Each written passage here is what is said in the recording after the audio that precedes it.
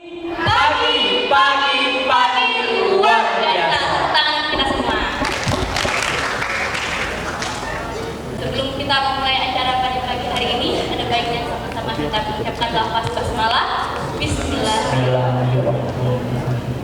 Perkenalkan, nama saya Yoga Yudhistira. Biasanya dipanggil Yoga. dan saya Yolanda atau Yolanda Putri. Biasa dipanggil Yolanda. Yolanda. Ya, pertama-tama kita ucapkan selamat datang kepada para peserta dan pemateri yang telah menyempatkan hadir di acara seminar kesehatan 2019 pagi hari ini. Baiklah, adapun kami selaku MC pada seminar kesehatan 2019 ini yang bertema Perilaku pemeriksaan payudara dalam upaya deteksi dini kanker payudara dan pengetahuan tentang pengobatan kemoterapi pada pasien kanker payudara. Ya, langsung saja Yoga. Marilah sama-sama kita menyanyikan Lagu wajib nasional Indonesia Raya. Kepada hadirin dimohon untuk berdiri.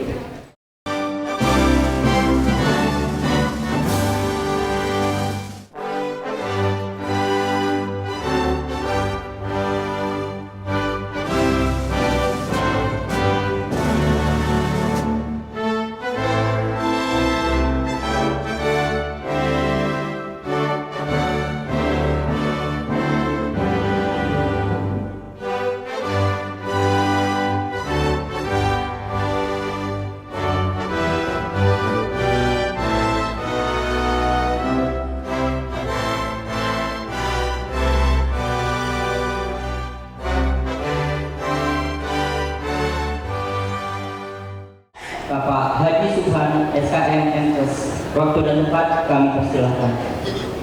Rabbi Allah Subhanahu wa taala, kita diberikan nikmat kesehatan, kekuatan pada hari ini dapat berkumpul di Geraha Sriwijaya ini dalam rangka melaksanakan acara seminar kesehatan tahun 2019 dengan tema perilaku pemeriksaan payudara dalam deteksi dini kanker payudara dan pengetahuan tentang pengobatan kemoterapi pada kanker pasien payudara.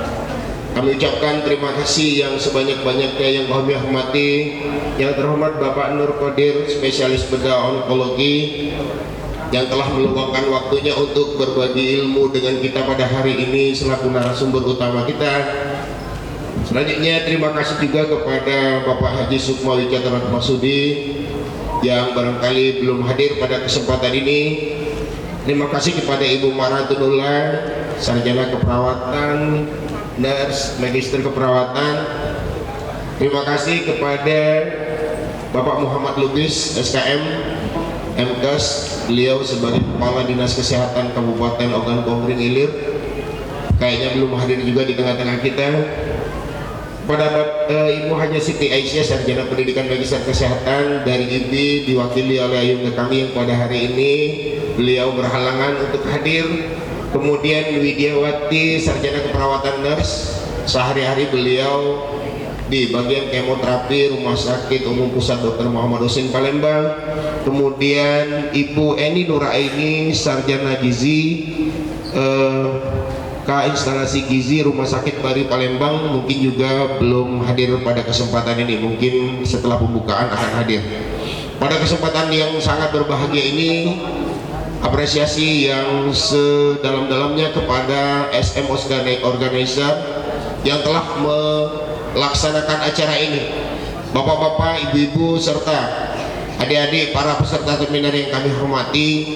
Kami berdiri di sini selaku Ketua PPNI Provinsi Sumatera Selatan di dalam untuk memberikan sambutan dan membuka acara seminar kita pada hari ini. Harapan kami seperti yang disampaikan oleh pembawa acara tadi, ikuti acara ini dengan sebaik-baiknya.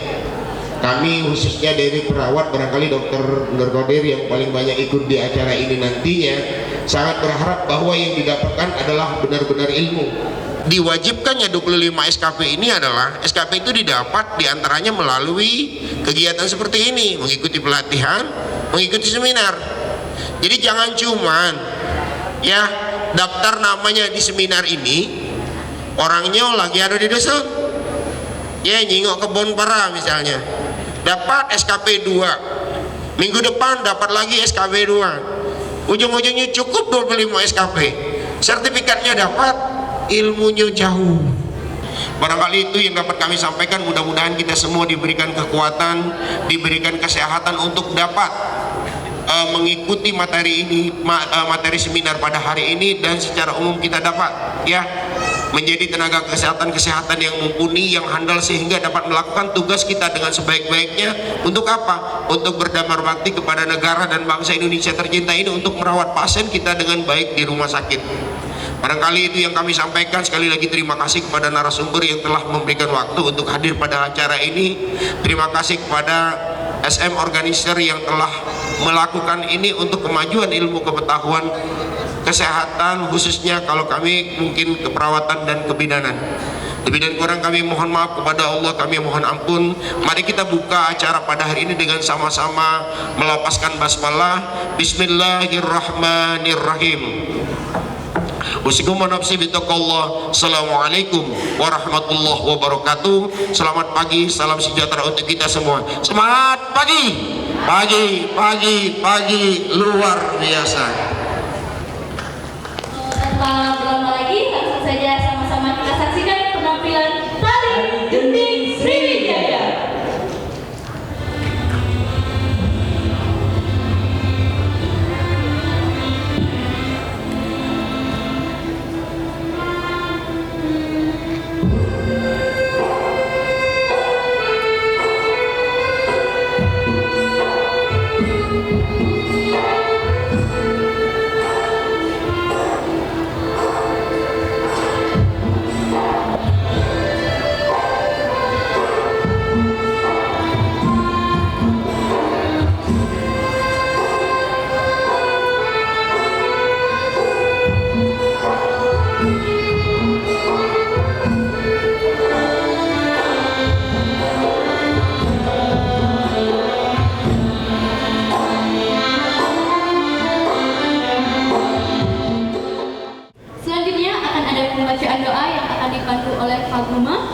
Kepada Faguma, waktu dan tempat kami persilakan. Izinkan saya memimpin doa dengan cara Islam. Bapak atau Ibu hadirin sekalian, mohon berkenan untuk menyesuaikan sesuai dengan keyakinan masing-masing. A'udzubillahi minasyaitonirrajim. Bismillahirrahmanirrahim. Hamdan syakirin, hamdan na'imin, hamdan yuwafini amma huwa yukafi'u mazidah. Ya Rabbana lakal hamdu kama yanbaghi lil jalil karimu azimil sultanik. Ya Allah, ya Tuhan kami, segala puji untuk-Mu, pemelihara alam semesta. Segala puji atas karunia dan kenikmatan yang Engkau limpahkan kepada kami. Segala puji atas keagungan-Mu. Segala puji atas kemuliaan-Mu dan kekuasaan-Mu. Allahumma sholli wa sallim ala Sayyidina Muhammad wa ala alihi wa sahbihi ajma'in.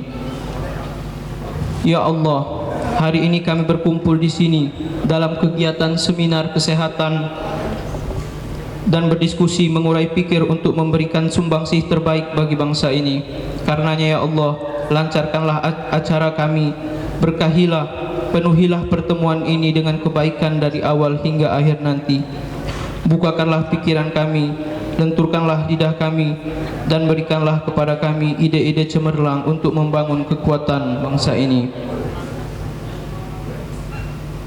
Ya Allah yang maha mengetahui yang gaib, bimbinglah kami dengan hidayah-Mu, berkahilah kami dengan takdir-Mu, dan jadikanlah hati kami selalu ridho dengan pemberian-Mu. Ya Tuhanku, lapangkanlah dadaku dan lancarkanlah lidahku serta mudahkanlah urusanku. Rabbana atina fid dunya hasanah wa fil akhirati hasanah wa qina azabannar. Ya Allah, ya Tuhan kami, limpahkanlah kepada kami kebahagiaan di dunia dan di akhirat, dan hindarilah kami dari azab api neraka-Mu. Wa sallallahu ala Muhammad wa ala alihi wa sahbihi ajma'in. Subhana rabbika rabbil izzati amma yasifun wa salamun ala mursalin walhamdulillahi rabbil alamin. Wassalamualaikum warahmatullahi wabarakatuh. Waalaikumsalam. Setelah ini bakalan ada sepasang pria ganteng Dan juga pria cantik nih guys. Ya pasti mereka udah nunggu-nunggu ya dari tadi. ini salah satu jadi daya tarik mereka. Iya. di sini. Tanpa waktu berlama-lama lagi, langsung saja kita panggilkan Miss Lamela dan Bang Ricky Perdana. Kita dorong ke masuk dulu. Panjang umur laki. Ya Allah, ini ulang tahun. Ini ucap ulang tahun. Ulang tahun. Tidak, tapi kan panjang umur. Maksudnya doa. Oh, doa. Iya, kasihan. Iya. Makanya kita ke depan sedikit deh. Agak maju dikit, biar kecingaan ya. Biar kecingaan. Betul. Kita ucapkan selamat siang. Selamat siang atau pagi sih? Ini waktu daerah Ayu apa maupun dari mana ya? Jadi ini daerah Palembang. Kalau Palembang masih pagi. Kalau itu sahabatnya pakai bahasa Palembang mau pakai bahasa apa? Bahasa Palembang. Bahasa Palembang. Assalamualaikum warahmatullahi wabarakatuh. Lunas, yang dilutar langsung lunas. Nah, yang belum lunas ngomong sama Bang Reni kakek lunasinya. Kenapa? Dan tentunya pada siang hari ini pagi ya. Gila Bella. Tentunya Kalau punya teman-teman di Kiko nih, Kiko dulu tidur ini banyak, tetap pagi gitu. pada pagi hari ini saya senang sekali ditemani oleh laki-laki yang ada di bumi sangat ganteng sekali. Pada pagi ini juga aku senangnya ditemani lanang sih kok ini. Bang Riki, bukan kuaci sebarang kuaci. Kenapa? Kuaci dari Palembang Bari. Caca. Bukan banci sebarang banci. Ini banci sudah dioperasi. Ya Allah. Tidak berkuyonan baik. Tidak boleh. Tentunya hari ini saya senang sekali Nikita Mirzani. Nikita Mirzani. Ya Caca. Ini longkak gitu nih. Eca baik. Ya ini. Kan sekarang Nikita Mirzani kalau di medsos di acara itu dipanggil nyanyi. Lagi viral. Viral di WhatsApp apa di Kembangan? Saya lagi viral ikan asin. Iya mas. Jadi nyanyi pagi ini kita senang ya bisa bertemu dengan semuanya di sini ya. Iya. Dan terima kasih tentunya kita ucapkan sama yang tuan rumah Lita SM sang motivator organizer ya, luar biasa undang Lita. Tadi kita kasih percayaan buat membawakan acara yang luar biasa. Soalnya di sini kantornya banyak yang bidang, Banyak bidang. banyak perawat, ahli gizi, ahli lucu, dokter beranak. Ada iba. Nah, Dan juga kita di sini saling berbagi ilmu, Pak. Karena di sini orang-orang pintar semua, Pak. harusnya di depan kita ibu-ibu Ibu cantik. itu ilmu luar biasa. Ada Dokter Nur Kodir, SPB Onkologi. Itu apa Sudah Bapak, selamat pagi. Ya aku udah ketik lagi Bapak ini di mana? Pak, biasanya kalau pagi-pagi itu Palembang kalau nyuruh jumbo dulu Pak. Mudah-mudahan kalau nyuruh kalau nyuruh jumbo ada mulai dikit Pak. Iya Pak, ya ampun. Mau ada bisa Bella? Hari ini Pak kita ada di acara seminar kesehatan dengan tema perilaku pemeriksaan payudara dalam upaya deteksi dini Kanker payudara. Boleh tepuk tangan. Terima kasih. Yang satu tangan hari ini aku doakan masuk surga galau. Amin. Pokoknya banyak doa kebaikan deh. Karena kali ini temanya luar biasa. Salah satu penyakit yang masih ditakuti untuk seluruh masyarakat Indonesia, terutama buat kaum perempuan. Kalau ada penyakit kanker payudara, kira-kira ada nggak? Saya tidak hati. Gak ada ya, makanya untuk apa? Kalau bisa sampai di Surabaya kan mau pening Pak tadi Pak. Penting Pak. Iya. Abang kan cek ini mau di depan ini. Tidak abang nih. Ngomong di payudara ini gimana? Bang, abang jangan tidak tahu Bang. Ini palsu Bang. Aku tahu. Nah, ini kos kaki kau yang sempel Ya Allah. Aku rasa bolong pekel kan. Kita mau bisa bilang. Iya. Itu kan tadi sudah dihibur tentunya sama teman-teman tadi yang cantik-cantik. Benar sekali, Pak. Betul. Terus yang kedua tadi kita juga sudah berikan kata sambutan dari Ketua DPW PPN Persatuan Perawat Nasional Indonesia. Benar sekali. Banyak calon mantu di situ Pak. Nanti aku juga lagi nyari jodoh Pak. Mudah-mudahan perawat-perawat yang baik hati, tidak sombong, rajin nabung, apal Pancasila Pak, jadi jodoh adik-adik Pak. Amin. Yang kira-kira ini nanti daftar ya, DP di Instagram. Instagramnya apa Instagramnya? Ayo aku malu Pak. Soal nama asli. Instagramnya @wanto_dulmuluk. Tahu kalau kan? Kalau aku siap nama Wanto Pak. Wanto. Malam Wanti. Sopo dikit lah Bella. Ya Allah. Lanang laju tino laju. Instagramnya. Iya, Bang. Aku namanya. Iya. 2019. Masih namanya Wanto. 2019 masih, Bang. Coba ganti. Labelani namu di panggung ya, Bang. Oh, namun nyari duit. Iya, kamu nyari duit. Jadi mau galau-galau kalau Instagramnya Wanto dulu, insya Allah pasti di blok. Kok di blok? Kan di blok ya. Kalau aku nama lengkapnya Bang, Wanto dulu MBA. MBA. Masih bujang asli. Gak usah banyak ojek. Yang itu gak sudah lagi. Tiba sempat diwakil bos masih lemah iwak lele. Makin cepat makin bagus jangan kita pilih-pilih. Betul. Kita langsung saja mendengarkan kata sambutan dari Ibu atau Mbak. Ini ketua pelaksana calon pengantin. Oh, calon pengantin. Calon pengantin. Wah, calon pengantin. Pak, MC-nya kali kuoy. Oh ini ketua panitia yang mengakhiri bersama teman-teman dari motivator Iya. dengan organizer membuat acara ini dan persiapannya luar Iya, biasa. Pak, sekali. Kerja sampai semalam aku jingok masih belum tidur juga, masih ngurusin karpet merah ini. Iya. Sekali dan Ngurusin baju merah itu juga ya mungkin ya. Iya. Langsung kalau itu tempat ya. siapa namanya? Mbak. Kakak Lita. Mbak Lita. Disilakan Mbak Lita, disilakan untuk Mbak Lita. Ditemani sama calon suaminya enggak ya? Calon suaminya boleh beri tepuk tangan buat kakak Lita kita yang luar biasa menggagas acara dan membuat acaranya luar biasa. Amin. Karena kalau tidak ada beliau tidak mungkin ada acara ini. Betul. Hampir apa? Bismillahirrahmanirrahim. Sebelumnya terima kasih banyak untuk Bang Riki sama Miss Labella. Selamat datang di Kota Palembang, Kota Pempek. Kalau Bang Riki, ya? kalau Bang Riki selamat datang di Palembang. Tapi kalau aku lama di Palembang. Ya sudah, selamat datang di Geraha Ballroom Hotel Sriwijaya. Iya terima kasih. Ya ampun sepeda itu punya siapa ya? Bismillahirrahmanirrahim. Assalamualaikum warahmatullahi wabarakatuh. Raditu billahi rabba wa bil islami dina wa bi muhammadina nabi wa rasulah. Alhamdulillahi rabbil alamin. Assalatu wassalamu ala asrafil anbiya'i wal mursalin wa ala alihi wa sahbihi ajmain. Amma ba'du.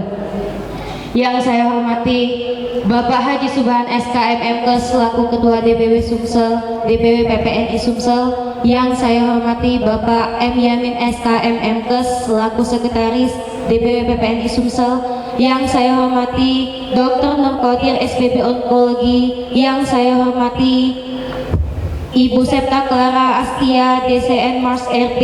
Yang saya hormati Ibu Martun Ula Eskop Nurse MK. Yang saya hormati Ibu Widya Eskop Nurse. Yang saya hormati Bapak Haji M. Lubis SKM MKes. Dan yang saya hormati Ibu Haja Siti Aisyah SPSI MKes atau yang mewakili.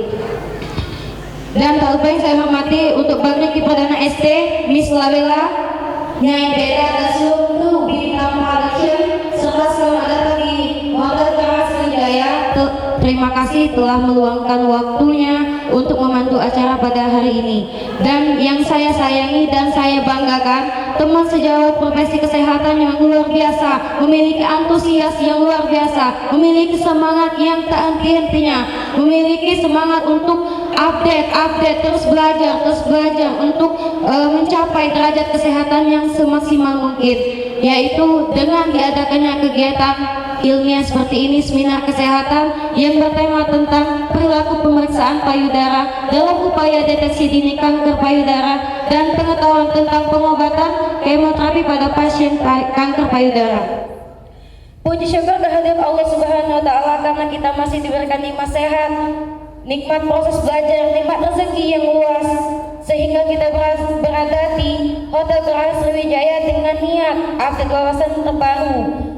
Serta salawat dan salam tak lupa kita curahkan kepada Nabi Agung kita, Nabi besar kita, Nabi Muhammad Sallallahu Alaihi Wasallam. Pertama-tama saya ingin mengucapkan banyak terima kasih kepada sahabat SM Organizer karena kurang lebih 3 bulan terakhir kita mempersiapkan acara yang insya Allah istimewa pada hari ini.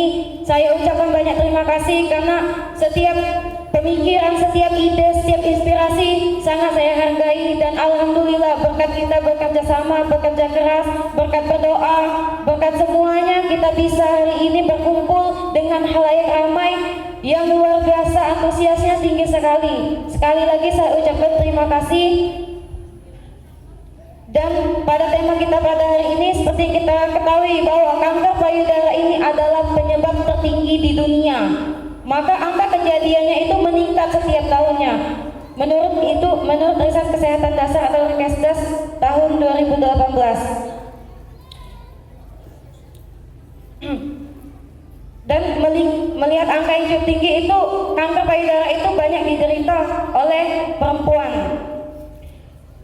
Adapun cara untuk sebelum kita menderita kanker payudara itu ada deteksi dini, menjadi salah satu upaya untuk menekan angka kejadian khusus kanker payudara. Maka dari itu di sini saya selaku ketua SM Organizer melaksanakan seminar dengan tema tersebut. Semoga saya berharap kita mendengarkan dengan tertib, mendengarkan dengan sungguh-sungguh agar ilmu yang disampaikan oleh beberapa motivator yang ada di depan ini bisa masuk di otak kita, bisa kita pada kehidupan sehari-hari kita, pada rumah sakit, pada puskesmas di mana tempat kita bekerja itu bisa diaplikasikan secara baik. Mungkin itu saja yang bisa saya sampaikan. Lebih dan kurang saya mohon maaf. Pada Allah saya mohon ampun. Saya akhiri. Wassalamualaikum warahmatullahi wabarakatuh. Yang semakin menjadi menambah wawasan kita dan menjadi semakin bermanfaat acara ini. Bagus, karena temanya kali ini kan luar biasa tentang kanker payudara, dan tadi seperti dijelaskan oleh ketua panitia tadi bahwa kanker payudara adalah penyakit nomor 1 yang menyebabkan kematian di seluruh dunia. Nomor satu. Nomor 2 bunuh diri kalau Oke, kita akan dengarkan seperti apa penjelasan yang pertama pemberian materi. Jadi buat semua teman-teman sekarang persiapkan apa yang mau disiapkan untuk memberikan atau mendapatkan pelajaran, mulai dari rekaman suara atau alat tulisnya. Kami persilakan karena kali ini temanya adalah yang pertama, pengobatan kanker payudara dan kemoterapi. Kepada yang terhormat Dr. Nur Okodir, SPB Onkologi, waktu tempat kepadanya kami persilakan. Oke. Mungkin judul yang saya berikan ini agak beda sedikit ya, tapi di sini terus terang yang akan saya tekankan di sini adalah deteksi dini dari kanker payudara. Bila kalau kanker payudara ini kita dapati dalam stadium lanjut, maka secara finansial biayanya akan mahal dibanding kalau kita temukan pada stadium dini. Jadi cak mana caranya biar pacak ketemu dalam stadium dini? Kita harus screening. Screening yang paling mudah yang mungkin bisa dilakukan oleh pasien itu dengan sadari. Cak mana cara sadari, kapan waktunya, kayak ada video sudah presentasi ini. Video itu memang dibuat oleh Departemen Kesehatan dalam rangka deteksi dini kanker payudara. Kenapa banyak terjadi? Ya mungkin salah satunya karena faktor makanan. Karena makanan kita ini kan banyak mengandung zat-zat kimia. Misalnya apa? Bakso pakai formalin, ya kan? Terus makanan cilok pakai pewarna. Pewarnanya lemak pewarna makanan, pewarna tekstil. Jadi hal-hal seperti itu yang bisa menyebabkan peningkatan angka kejadian kanker apapun. Yang terbanyak itu memang kanker payudara, di bawahnya setelah itu kanker serviks, kanker leher rahim. Kenapa deteksi dini itu jadi terhambat? Jadi bisa banyak faktor, dari pasien, dari kita tenaga kesehatan, terus mungkin dari fasilitas kesehatan, dalam hal ini rumah sakit. Kalau dari pasien, ya karena dia payudara, tentu dia akan tertutup oleh pakaian. Jadi jarang wong pacak nyingok langsung ya. Jadi kadang-kadang karena malu, karena tidak tahu, pasiennya datang sudah stadium lanjut. Dan terus satu lagi, kanker payudara itu gejalanya cuma benjolan, nggak kate sakit, nggak kate nyeri, nggak kate demam, nggak kate apapun, cuman benjolan tok. Jadi pasien itu cuman kalau kita tanya, kalau dia sudah stadium lanjut, ngapo bu baru datang sekarang? Gue kira ada apa-apa dok, cuman benjolan bae dok, sakit idak segala idak. Jadi ya aku biar ke bae dok, aku cuman nyoba minum ini banyu apa, rebusan nangko blando sirsak, daun nangko blando, ternyata tidak sembuh dok, tambah besar ya, sering gitu. Kemudian kurang biaya, tapi kalau masalah biaya sebenarnya kan sekarang ada BPJS ya, asal pasien itu ikut BPJS itu akan kita layani. Kita di rumah sakit Muhammad Husin di RSMH itu, saya kebetulan di RSMH itu hari Senin, rata-rata pasien kita itu bisa 100-120 pasien poliklinik yang datang ya. Jadi dan itu semua sebagian besar pasien BPJS dan itu kita layani. Di rumah sakit swasta pun seperti Muhammadiyah, rumah sakit Pusri, Hermina, Siloam pun melayani pasien-pasien BPJS. Kemudian kurangnya pengetahuan, ini yang paling sering. Dan juga takut didiagnosis kanker payudara. Jadi kalau kurang pengetahuan, malah kadang-kadang pasien saya ada yang tenaga medis, paramedis, tapi yang lebih berperan itu takut didiagnosis kanker. Karena begitu pasien kita diagnosis kanker, maka si pasien akan melalui banyak tahapan. Salah satunya tahapan reject. Jadi pasien menganggap itu salah, itu tidak benar, dokter itu salah jingok. Habis itu pasiennya akan masuk ke fase proyeksi, dia akan menyalahkan orang lain, menyalahkan suami itu bapak, atau menyalahkan teman itu, ada kawan aku yang ngiri, pasti ada apa? Kedukun, ngirimi penyakit. Jadi proyeksi. Habis itu masuk ke fase putus asa. Pasiennya putus asa, depresi, terus jalan. Dan terakhir pasrah. Pada fase pasrah inilah pasien akan menerima apapun yang akan kita tawarkan, yang terapi yang akan kita berikan. Tapi kalau pada fase awal, 3 fase awal itu lama, apalagi kalau fase denial yang lama. Wah, kalau denial itu susah. Jadi pesan saya di sini untuk teman-teman yang di daerah, ada yang dari Bengkulu ya katanya ya, Bengkulu ada ya. Ada yang dari Muara Enim, terutama teman-teman yang di daerah, ya, di puskesmas atau di apa kalau di desa-desa itu saya sudah lupa ya. Apa istilahnya? Pustu, teman-teman di Pustu, bila ada pasien dengan keluhan benjolan di payudara, sebaiknya lekas dirujuk. Kenapa? Karena kalau dia stadium dini, maka prognosis atau harapan hidup ke depannya itu akan lebih baik. Nanti akan masuk ke slide selanjutnya. Kemudian tadi dari faktor tenaga kesehatan, kemudian dari faktor fasilitas kesehatan, rumah sakit.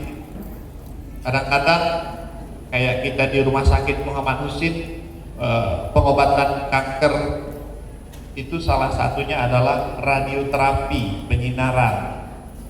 Kita masih pakai yang jadul, masih pakai Cobalt 60, belum pakai Linek.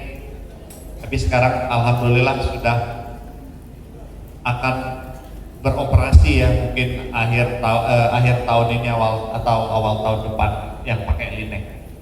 atau karena mesinnya sudah jadul, mesinnya sering rusak, jadi pengobatan sering terhambat. Tolong jangan direkam kayak nyampe karena aku. Oke, jadi Ya Pak. aku pegang siku tangan kanan Ya. seperti ini. Habis itu tangan kiri akan pegang ketiak masuk ke sini. Oke? Jangan pakai udah apa lama kami ini berdua. Nggak bakal hilap. Iya, udah bakal hilap Pak. Oke, jadi pegang seperti ini. Iya. Masuk, kita periksa. Ada nggak benjolan? Itu kalau kita mau periksa ketiak. Iya. Kalau payudara tadi boleh, kan kaos kaki juga boleh. Udah apa Pak? Gini, pasien baris. Jadi gemeter aku. Kita pegang, Iya. gitu. Jelas kira-kira? Jelas ya. Oke. Yang lain jelas Pak, Islamnya minta nambah. Habis acara Be. Gambaran seperti kulit jeruk. Kalau kita di medis kan pieu de rang, bahasa Prancis artinya gambaran seperti kulit jeruk. Cak mana kulit jeruk? Mengkilat, pori-porinya besar. Jadi kalau ada benjolan, mengkilat, pori-porinya besar. Atau ada lesung kulit di sini atau warnanya merah, hati-hati. Ini sudah stadium lanjut biasanya kalau kayak gini. Ada luka di puting, ya, keluar cairan tadi, putingnya melesak ke dalam. Jadi kalau selama ini putingnya keluar, tahu-tahu melesak ke dalam, hati-hati, ya, harus waspada kita. Terus kita harus tahu faktor risikonya apa saja. Apa baik faktor risikonya? Jadi radiasi pengion biasanya dulu pada pasien-pasien limfoma dikasih radiasi, tapi sekarang sudah jarang. Kemudian faktor hormonal. Jadi ada teori yang ngomong kalau seorang wanita itu terpapar hormon estrogen yang terus-menerus setiap hari selama 10 tahun atau lebih, maka dia berisiko untuk mengalami kanker payudara. Kapan si wanita mulai terpapar hormon estrogen? Menarche, ya, mulai puber. Oke? Kapan nggak lagi? Menopause. Begitu dia menopause, dia nggak lagi terpapar hormon estrogen. Kemudian pajak dia meningkat. Pajak kapan? Kalau dia pakai kontrasepsi. Aduh dari sini. Kontrasepsi sebenarnya bukan kontrasepsi oral, kontrasepsi hormonal. Kontrasepsi hormonal apa? Suntik, pil, apa lagi? Implan. Hati-hati. Mungkin ini berlawanan dengan program BKKBN. Tapi di sini saya memaparkan fakta. Jadi kalau seandainya sejawat bidang mau menganjurkan ke pasien untuk KB, silakan saja. Tapi sedapat mungkin jangan yang hormonal, spiral, kondom, atau sistem KB, kalender. Resta Utami. Oke, masuk pertanyaannya. Ini dokter kan ada pasien, ini terkena tumornya masih zina. Nah, sudah melakukan pembedahan operasi. Nah, payudara itu tidak diangkat, cuma mengambil si tumornya saja. Nah, yang ingin saya tanyakan, apakah seorang pasien itu masih bisa menyusui, dan apakah tumor itu akan datang kembali? Siap. Terima kasih pertanyaannya. Perkenalkan, nama saya Elvina Salim dari Rumah Sakit Mani Lahar. Yang ingin saya tanyakan adalah terkait dengan poin yang infertilitas. Jadi bagaimana seseorang wanita yang belum mempunyai anak atau sedang ingin program, istilahnya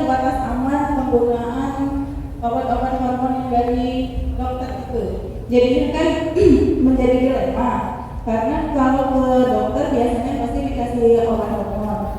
Sampai teman saya itu ada yang sudah dioperasi laparoskopi, ternyata untuk mendapatkan maksudnya keturunan dia disuruh melakukan suntik hormon. Tapi akhirnya dia menjadi takut karena memang riwayat orang tuanya itu meninggal karena terkena kanker. Jadi bagaimana itu solusinya? Terima kasih. Sama seperti pasien-pasien yang sedang datang berobat, kita operasi ternyata hasilnya fibroadenomah mame misalnya banyak. Jadi selama payudaranya masih ada dan selama masih terpapar hormon estrogen, resiko untuk timbul lagi itu ada. Baik di tempat yang sama, di payudara yang sama, ataupun payudara yang lain. Jadi resiko itu tetap ada. Oke. Kemudian masih ada lagi? Yang kedua tadi Pak. Puas tadi. Yang ibu tadi. Pertanyaan pertama, oke. Pertanyaan kedua, nah ini memang dilema agak susah saya menjawab. Memang kita harus memilih ya antara program dengan resiko kanker payudara. Jadi terus terang saya belum tahu triknya gimana, karena apalagi ada riwayat keluarga, kemudian infertilitas yang mendapat terapi hormonal tambahan, risikonya masih akan meningkat. Jadi memang kasarnya kita harus memilih satu di antara. Saya juga pernah dilema seperti ini, pasien anak mahal hamil, alhamdulillah, tapi kena kanker payudara. Jadi pilihannya antara terminasi kehamilan, kita obati pasien, atau kehamilan dilanjutkan dengan risiko penyakit makin memburuk dan pasien mungkin akan meninggal. Jadi semua dikembalikan ke pasien dan keluarga. Dan waktu itu pasien memilih melanjutkan kehamilan. Perawatan pasien kemoterapi dengan kanker. Betul. Kepada terhormat Ibu Widiawati Escape Nurse, waktunya kami persilakan. Baiklah, pendahuluan di sini angka kejadian kanker di Riskesda itu dari 2018 1,79% per 1000 penduduk. Tahun 2013 dan 1,4% dari 1000 penduduk. Nah, di sini untuk kanker Indonesia sendiri kita Asia Tenggara ada 8, urutan ke-8 untuk Asia 23. Agak bicara sendiri kritik ke masyarakat kami ya, pengalaman kami. Nah, untuk tahun 2018 itu kurang lebih dari 4.000 pasien yang masuk, dan itu bukan nominal pasien itu atau satu pasien, dan kapasitas itu dalam 1 tahun bisa 3 kali siklus. Jadi pasien-pasien kemo yang di rumah sakit Muhammad Musin memang sesuai dengan riskeda yang ada. Seperti dari bulan Januari sampai Juni kemarin sudah berdampak memang paling menonjol CA-MAME ya. Untuk perempuan sendiri itu CA-MAME. Mutasi dari misalnya dari embriogen yang dia turun, dari faktor tubuhnya harus ada kesehatan sendiri. Jadi dia merusak jaringan yang sehat. Jadi kita perlu menjaga adanya ketahanan dalam tubuh pasien. Perlu penanganan khusus. Di sini perlu penanganan khusus, berarti kita khusus kita kan sebagai perawat menangani pasien khusus berarti begini. Penanganan khusus kita tersendiri. Jadi kita yang bekerja di rumah sakit atau di daerah-daerah menangani pasien kemo harus punya pengetahuan sendiri tentang kemoterapi itu sendiri, apa manfaat guna untuk pasien maupun untuk lingkungan sekitar. Sini juga akan ditanyakan cara pemberian kemoterapi. Dan perlu kemampuan dan keterampilan. Jadi kita petugas harus bisa mengetahui apa itu kemoterapi, apa itu akibat untuk pasien kita dan keluarga pasien. Next.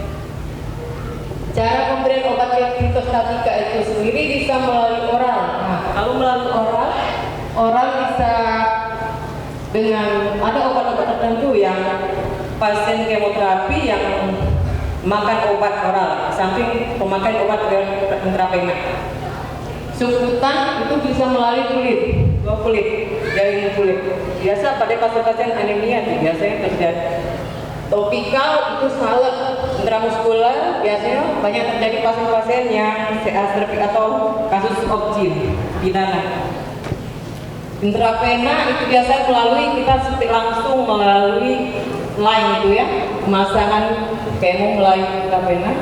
Intratekal sendiri pada pasien-pasien yang anemia, leukemia, kanker darah. Next. Pemberian secara intravena itu bisa melalui bolus. Berarti kayaknya pelan-pelan. Kita pasien-pasien itu kan banyak macamnya. Ada obat-obat yang perlu kita berikan dengan secara pelan-pelan ke pasien, minimal dari 3 sampai 5 menit itu pemberian. Kalau drip 30 sampai 20 menit itu melalui botol glucose. Continuous drip itu 24 jam. Ada pasien kita yang 24 jam. Terjadi pada kasus CA kolon, CA rekti untuk pasien itu sendiri, atau bisa jadi dengan kanker payudara juga ada yang masuk. Pasien-pasien tertentu kode kan sering, paling banyak seperti pasien berkode kami, ya Pak. Terus penggunaan infus pump itu bisa kita lakukan, tapi karena persediaan kami di rumah sakit cuma terbatas dengan pasien yang banyak tiap hari, kita melayani pasien sekitar hampir 60 sehari. Biasa saja kita harus melihat nanya di mana, besar atau kecil, tapi jangan sampai pasien kita tidak tahu. Oh ini di sini kita harusnya. Terus ini juga ada kadang-kadang pena sesuai. Jadi pena yang besar itu kita bisa masuk di situ. Kalau pena kecil untuk pasien-pasien kemoterapi itu susah. Obat-obat kan banyak yang bersifat resisten tadi, merusak dan nyeri pada kulitnya. Ini bisa kita masuk ke pena basilika, pena cephalika, pena metacarpal. Tapi sebelum masuk ke daerah basilika kita masuk ke daerah sini. Tapi ada tidak dari pena pada perusahaan tubuh itu kan pergelangan tangan. Karena rawan ya, rawan kasihan pasien. Obat itu sudah nyeri, sakit. Pengalaman kita pada pasien-pasien yang sudah pernah kita masukkan obat itu kan rasa nyeri, sakit, kepala ada, nyeri dada. Jadi kita masuk saja, kita pernah rasanya dari sini pernah ya masuk. Ada yang pernah dirawat? Gitu. Obat-obat biasa saja kita masukkan sakit ya, infus itu begitu masuk saja sudah sakit, apalagi dimasukin obat-obat yang merusak jaringan dan menyeri bagi tubuh kita. Kita hal yang lakukan, jadi kita sebagai dokter kesehatan punya pemikiran ya. Ada misalnya dengan pasien sambil kita pas kita suntik pasti kita ada cerita udah sudah berapa lama ini segala macam banyak. Jadi kita tuh dengan pasien harus mendebarkan segala macam cara agar pasien itu bisa atau menerima, jangan takut dengan apa yang dihadapinya. Seperti mereka yang kan sering mendengar atau melihat atau sekarang sudah pintar-pintar kan buka itu buka apa sudah ngerti. Mungkin itu saja dari saya.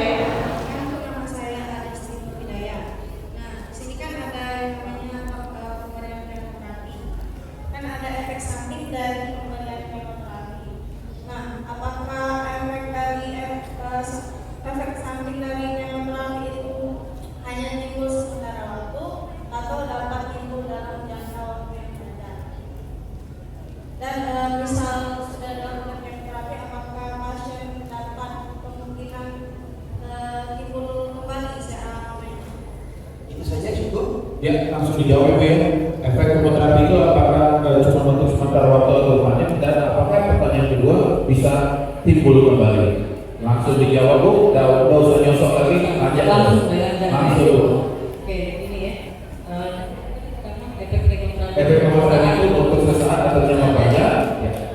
Efek kemoterapi itu bisa pada saat itu. Belum kita masuk ke obat saja, pasti sudah aku duluan kan? Masuk ruang kemoterapi, oh gimana? Belum pernah kan? Tahu dari kawan lain atau dia, oh sudah tidak bisa lagi, tinggal menolong dia perpanjang masa hidup gitu. Itu maksudnya. Tapi untuk efeknya itu pada saat itu bisa pada saat sebelum kita masuk obat, setelah kita injeksi, padahal langsung aja melihat suntikan itu mereka langsung berubah. Jadi kita sudah siap-siap duluan untuk nyiapin kantong ini ya. Kalau untuk berbeda kita sudah siap banyak pasien. Jadi siap-siap kantong aja ya.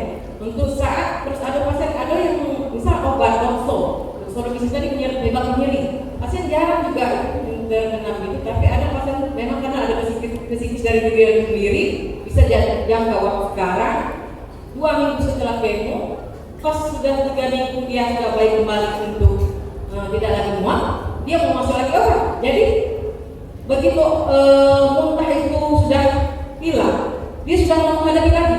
Jadi sebelum kemoterapi itu selesai, efek itu terus ada pada saat sebelum, sesudah, ataupun berapa minggu kemudian sedang akan datang gitu. Untuk kedua itu tadi Bu, apakah bisa kembali lagi? Betul ya? Iya. Itu tadi kemoterapi itu kan sistemnya cuma untuk memperkecil atau kalau misalnya singa dibangunkan gitu kan ya, di kasus itu ya. Singa dibangunkan, dia tuh besar, tapi memperkecil saja, tapi untuk mematikan tuh belum. Kalau bisa mati, ya Pak Nukoni kalau saya tolong Pak ya alatnya. Kalau dia tidak mati, gunanya juga bisa untuk memperkecil yang sampai menyebar ke tempat sel lain yang baik, yang bagus. Sebab sel kanker itu sifatnya membunuh sel yang sehat apalagi sakit. Jadi itu tadi tidak bisa kita prediksi dia bisa sembuh atau tidak, itu memperpanjang saja. Kupas tuntas pemeriksaan dini payudara. Kupas tuntas pemeriksaan dini payudara yang akan disampaikan oleh Mar'atul Ula SK Nurse and Care. Kepada Ibu silakan. Kami persilakan Ibu. Iya. Jadi hari ini saya akan menyampaikan tentang pemeriksaan payudara sendiri atau saudari ya. Kalau bahasa kerennya tuh breast self examination ya. Jadi pemeriksaan payudara sendiri. Sebenarnya tadi pada saat Dr. Nurholis menyampaikan materinya juga sudah dijelaskan ya tentang bagaimana melakukan pemeriksaan fisik pada payudara pada pasien dengan kanker payudara. Jadi sekarang saya akan menyampaikan bagaimana nanti kita memberikan edukasi sebagai tenaga kesehatan profesional kepada pasien atau kepada masyarakat agar terhindar dari kanker payudara. Kalaupun misalnya sudah ada riwayat kanker payudara dalam keluarga, jangan sampai terlambat untuk mendeteksi kanker payudaranya. Next slide. Oke, tadi juga sudah dijelaskan oleh dua pemateri kita sebelumnya. Jadi berdasarkan data dari Global Cancer tahun 2018, kanker payudara ini menempati urutan kedua. Jadi untuk seluruh kanker tanpa melihat jenis kelamin dan usia. Jadi dari seluruh kanker yang ada di dunia ini, kanker payudara itu menempati urutan kedua. Dan yang menyebabkan kematian dan bisa menyebabkan kematian itu di urutan kelima. Penyebab kematian tertinggi nomor 5 untuk seluruh kanker. Kemudian slide. Ini ya. Ini kalau berdasarkan jenis kelaminnya ya. Kalau pada perempuan itu urutan pertama. Kemudian selanjutnya.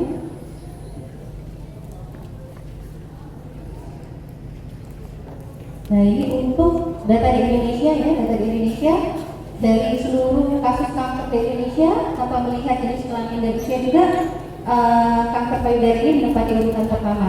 Dan otomatis pada perempuan itu juga kanker yang paling banyak diderita oleh perempuan di Indonesia itu juga kanker payudara. Jadi 30,9% wanita di Indonesia itu terkena kanker payudara. Ya. Nah ini urutan pertama.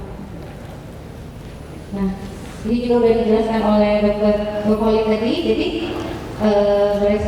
kanker payudara ini sering didiagnosis pada wanita usia 55 sampai 64 tahun, tapi benar sekarang sudah mulai bergeser ya. Jadi dia sudah mulai bergeser ke usia yang lebih muda. Nah, saya juga kemarin itu sempat terkejut hasil penelitian yang dilakukan oleh teman saya tahun 2017 kemarin. Jadi dia melakukan wawancara struktur pada beberapa pasien kanker. Dari 8 atau 10 pasien kanker yang menjadi responden teman saya itu 80%-nya itu pada usia produktif. Jadi ada yang kurang dari 30 tahun, ada yang lebih dari 30 tahun. Nah, faktornya ya bisa jadi dari makanan, ya, kemudian radiasi dan lain sebagainya. Kemudian prognosisnya biasanya kalau ketahuan kanker payudara itu udah stadium lanjut.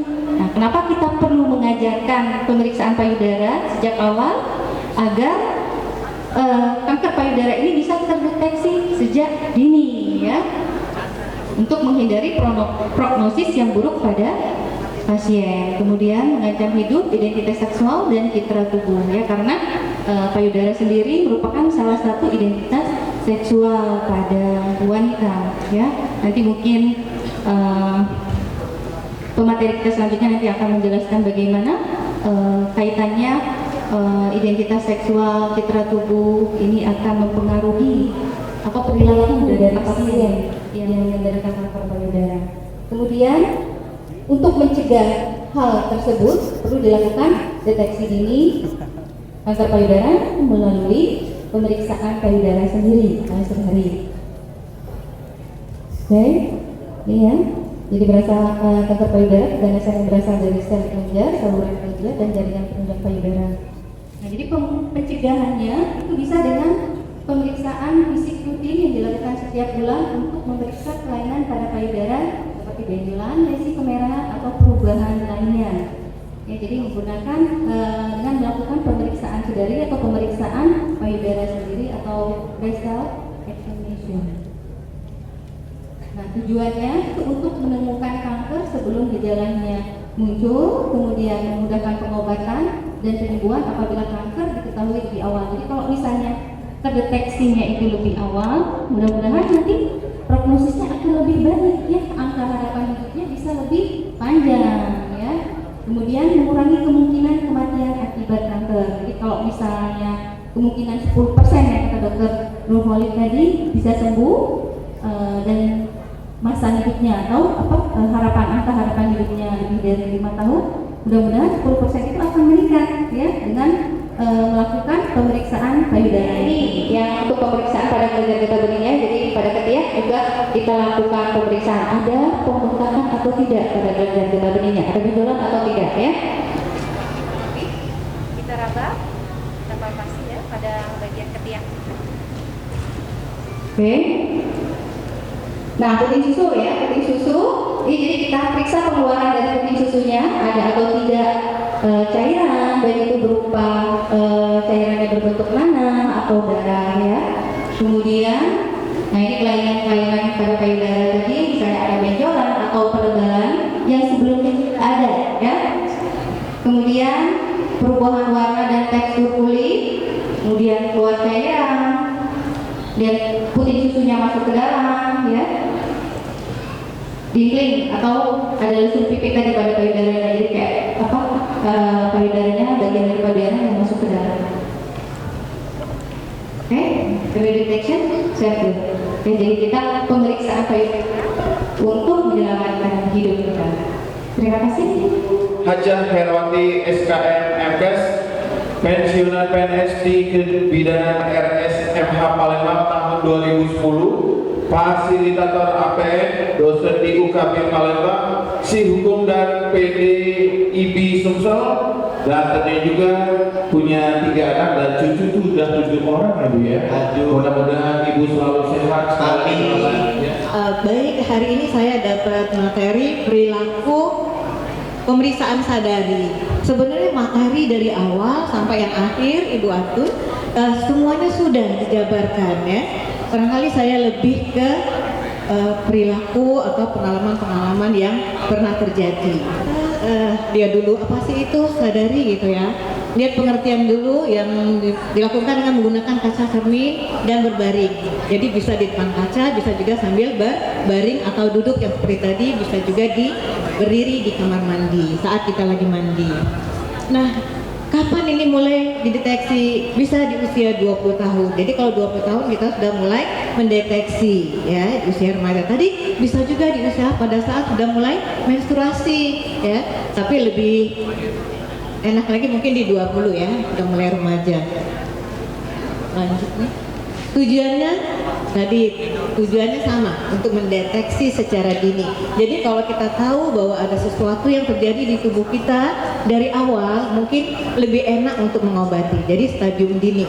Nah, kemudian kapan lagi kita lakukan ini selain itu hari Mei 1 minggu, kemudian usia berapa lagi itu? 40 ya. Nah, 40 tahun. Kalau 40 tahun itu selain dari sadari, kita juga melakukan mamografi. Tadi ada kalimat pembangunan payudara, cuma lihat ada cairan ya. Cairan biasanya kan cairannya ada yang putih, ada yang seperti itu. Kan pernah ada yang bilang, kok ada cairan yang keluar putih gitu ya. Nah, harusnya kita langsung ke dokter, konsultasi dulu. Ada yang nggak bermasalah, ada juga yang bermasalah. Berobat ya, sebagai petugas kita juga harus menggali, cari informasi sebanyak-banyaknya dari pasien kita. Ya, kalau kita nggak menggali informasi, kita nggak tahu langsung dalam pasien dikasih terapi. Ya, jadi ada pasti ya. Jadi anamnesa. Kenapa Ibu tekankan di sini? Kita tidak memberikan informasi kepada pasien kita terjadi sesuatu dengan si ibu, maka kita akan terkena dengan informasi. Di sini bisa kena denda 100 juta, kurungan 1 tahun. Ketika kita menyemprot, harus hati-hati menyemprot. Jangan sering, ini banyak nyamuk rumah semprot, padahal ada orang banyak di situ. Jadi kalau nyemprot, usahakan kamarnya lebih kosong, nggak dipakai, baru boleh nyemprot. Kemudian tutup, tunggu sekian jam baru masuk lagi. Jadi jangan sampai terpapar tadi, atau juga terpapar lagi dengan tadi yang bahan-bahan kimiawi ya, DDT bisa juga seperti itu. Ya. Mungkin tadi ya, sebenarnya materi ibu nggak banyak lagi, cuma berdasarkan pengalaman dan mungkin nanti ada pertanyaan aja ya, lebih enak. Karena materi secara menyeluruh udah terpapar tadi, udah banyak. Mungkin untuk materi saya akhiri sampai di sini. Wassalamualaikum warahmatullahi wabarakatuh. Ini saja Bang Riki. Kita agak menghangatkan suasana. Ternyata SM Organizer itu sudah mengundang artis. Bukan hanya Bang Riki. Wow. Ternyata ada lagi penyanyi. Punya album dong. Yang lagi tunangan? Yang lagi viral? Masya Allah. Dan dia melejit dengan lagunya, yaitu lagu Shanti. Siti Badriana. Iya dong, kita langsung baca panggil dia Siti Badriana.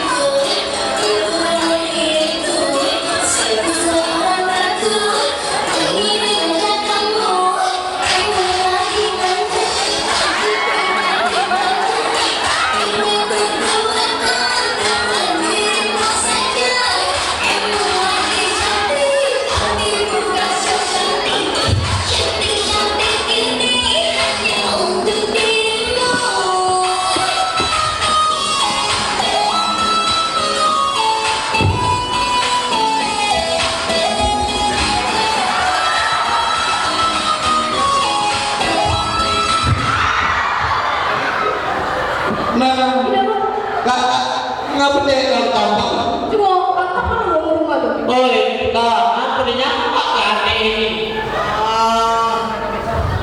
iya, gampang aja kamu. Kan tapi dan mama kan sudah lah. Yang penting cowok yang belakang kalau digendong. Nah, kan. Akhirnya Wah, sudah dia apa ini? aduh ya Allah. Bapak iya. Aku ketemu lu kayak orang. Oh, gitu.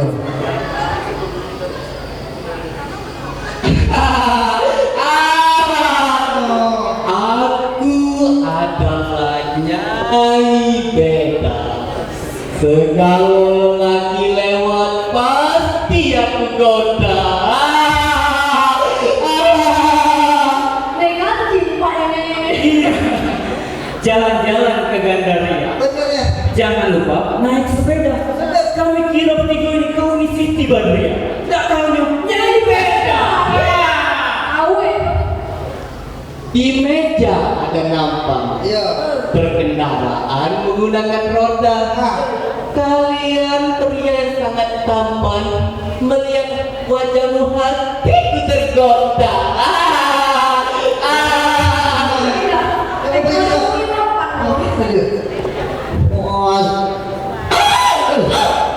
Kalau macam dulu bisa di apa ya? Oh, kalau perhatiin kayak dia bocor sampai ke bawah, dia ini memang cantiknya. Tapi kalau kulihat dari bulu betis itu, kalau panjang bulu betis karena dibuat tali skoci, aku nyangkut cewek gadis, tak tahu banci. Oh, mampu juga lemah. Enggak, bukan kuaci sembarang kuaci. Kuaci dari Palembang. Iya. Ini banci bukan sembarang banci. Ini banci sudah dioperasi. Ya. Transgender pasti boleh. Oh, operasi. Paksa si Boyo. Tidak, Dek, baru sudah makan lu. Ngapa nggak belum? Nggak bayar ya kok? Bincang-bincang dia lo dari roti. Jadi ini bener. Kalau kau mau makan nasi, jangan lupa campur kuah lakso. Kalau kau memang sudah dioperasi, boleh nggak tak periksa? Yang kemarin udah belum bayar bang. Berikan lihat itu. Oh, pernah main juga. Kak, kalau kakak beli langsung, mampir dengan ke rumah Wati. Apa? Kalau kakak memang nak berito, berarti kakak ini kanji. Kalau tadi. Oh, di mana? Ngapa marah-marah? Marah-marah ini. Jadi deh. Kalau ada yang ke rumah Wati. Iya, ini dulu. Apa? Mampir dengan ke rumah Bang Jamal. Wajar lah kami bertiga kali. Berarti kami mana normal. Normal kau. Iya. Kecil kayak normal kalau rupanya. Sudah ada deh, tak bunyi dia deh. Kak, kalau kakak ke rumah Bang Jamal, naik angkot ke cucu aku. Iya. Kalau kakak memang lanang normal, nggak ada di laki aja. Lanjut lah.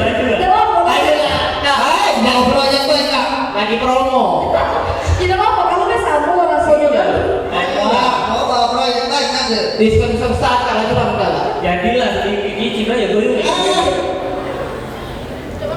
Jadi ini nih, pening-pening pala kami bertiga nih ya, sebenarnya baru tamat sekolahnya ya. Apa? Jadi kami pengen nyari gawe, sekarang juga nyari. Susahnya apa ini nyari gawe? Iya. Oh, jadi kalian bertiga nih nak nyari gawe. Iya. Ada. Oh, zaman sekarang nih begawe susah. Zaman sekarang ini kalau kalian bertiga nak begawe harus punya kebacaan. Minimal bahasa Inggris. Oh, ini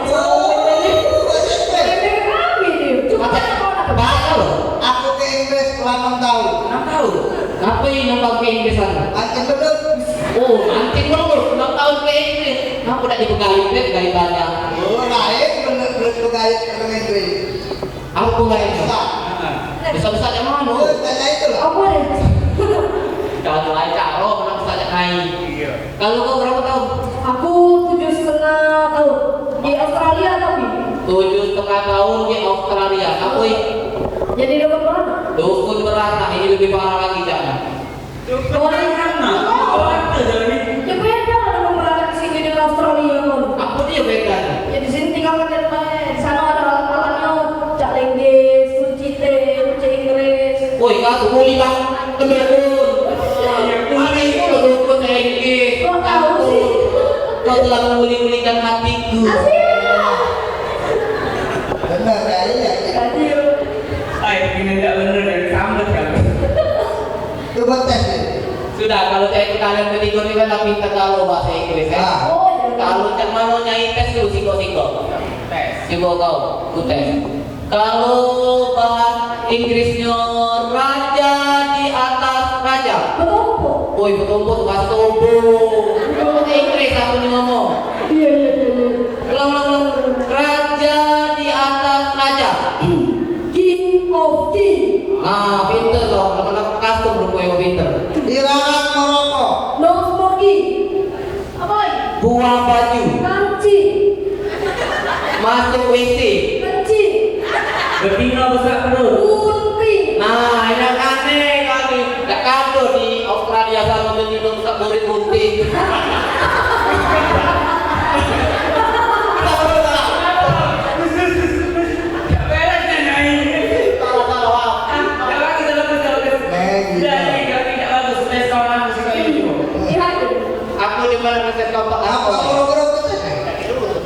Cuma nama tes kompak aku. Iya. 1, 2, 3, 9, 9, 9, nenek. Woi, apa dia nenek? Enggak, 9 sama 9. 9, tuh kau nanya 9 kamu? 9, 9, Neng. Oh iya. Kedua tidak bagus kalau cuma aku yang pinter. Kau pinter. Tes lah. Setahu aku yang namanya bahasa Inggris itu di depannya itu ada kata-kata my. Ya. Cintaku, My love. kekasihku, My darling. Temanku. My friend. Bini Bang Rohim, My Bunda. Oh, Yuma. oh mana udah luka? Aku bisa lagi. Aku lagi MC lah. Tak bagus boleh semua. Oh, mak tahu sering kali mak tahu. Nyai. Oh, ngapa enggak? Kau tes kami kalau pacar nyai bahasa Inggris. Oh, nyai ini lah pacar bahasa Inggris dalam kayak tinggal di Inggris belasan tahun. Dua tes. Oke dulu, nyimak saya orang Inggris budak-budak kecil itu pinter kalau bahasa Inggris. Oh iya lah. Kacanya Palembang, udah itu bahasa Palembang. Oh, Palembang, Inggris. Enggak pun nyai baca. Baca. Coba, tes. Boleh tes. Kalau papa, bang udah lah. Oh, bahasa Inggris, papa, father, mama, mother, papa mama muter, Bolu kuning. bolu kuning, agar, tidak beringinan. Sudah. Kacau. Saya ini penyanyi. Kita latihan nyanyi tanpa musik berpantun sahur. Macam mana? boleh juga kalau kayak itu. Kalian besok juga baris dulu. Rapi-rapi. Oh, itu waktu kecil depan. Ya. Belakang gula lewat kecil. Aku sini ya. Ayo. Aku sini ya. Itu ya. Jangan Jadi pelak yang batu Ya. Baik ini. Tempera tepi laut, siapa suka boleh ikut. Mari kita berpantun sahur, siapa kalah tak boleh ikut. di atas kepala, ada rambut. di bawah rambut, Ada ganggut. di bawah janggut. Ada dengkul.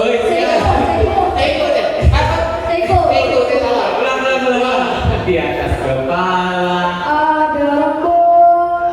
di bawah rambut, Ada ganggut. di bawah janggut, Ada sikut. di bawah sikut, Ada perut. di bawah perut. Aku takut. Bukan aku takut. Tidak. Benar. Betul ya? Sebut dulu. Tidak mana itu ya? Kalau takut. Tidak mana ya? Ya, kaki kalau kau sebut ke, diajak nyanyi beca. Iya. Kaki kita naik becak berdua ya. Pernah juga. Dalam aku. Ya, tanya. perak tepi laut, siapa suka boleh ikut. Mari kita terbantu saut, siapa kalah tak boleh ikut. Di atas kepala ada rambut, di bawah rambut ada dangdut, di bawah janggut, Ada sikut, di bawah sikut, ada perut. di bawah perut. burung takutut. nah, Ada tesnya. Iya, mas nggak tebak-tebak itu. Ada. Di bawah perut ada apa? Otot. Iya. betul. Iya, kacau Mia. Ulang. Sudah. Waktunya sudah habis kita. Kita diusir wong kula gitu. Gak dapat snack deh. Bukannya mama lo kamu nih ya? Kamu yo, kamu nih kamu. Iya, kawan banyak lah. Ayo, Iya, kamu nengok gak banyak. oh jadi yang ngajak Manu itu. Iya. Beri tepuk tangan dong untuk Nyai Beda dan kawan-kawan. Terima kasih Nyai Beda, Pak Dedi, sama Jessica yang barunya. Nah sudah balik nih. Iya. Ya Allah, kalau gua mau jadi ini kita di Nyai Beda. Di Bangka Perut langsung amplop. Ya. Itu kan langsung dapat amplop. Karena kita teman-teman yang terhormat, boleh beri tangan buat sahabat kita Nyai Beda dan teman-teman. Mudah-mudahan apa yang disuguhkan memberi hiburan buat kita. Dan semoga Nyai Beda segera diterima di sisi. Iya, mudah-mudahan dia segera diberi hidayah ya. Amin. Ya, mudah-mudahan dia sadar kalau jadi Nyai Beda tuh agak salah. Iya benar. Ini kasih teman-teman sudah mendengarkan dua pemaparan materi yang luar biasa dari Ibu Markatul Ula SKM Nurse MK dan tentu juga Ibu Haja Herawati SKM MK. Jadi langsung saja ada pemateri ketiga Bang Riki. Betul. Kami mohon izin Ibu Eni Nur Aini Sarjana Gizi Ya, sarjana gizi RD, untuk ke atas panggung. ya, Kepala Instalasi Gizi dari MS Bali Palembang. Asuhan gizi pasien kanker payudara dalam pelayanan gizi terintegrasi di rumah sakit. Ibu, Bersama Ibu, mohon maaf waktunya 20 menit. Nanti udah itu langsung kita berikan sesi dan jawab bersama dengan dua pemateri. Mudah-mudahan materi yang saya sampaikan bisa bermanfaat bagi kita semua. Baiklah, untuk mendekat waktu kita mulai.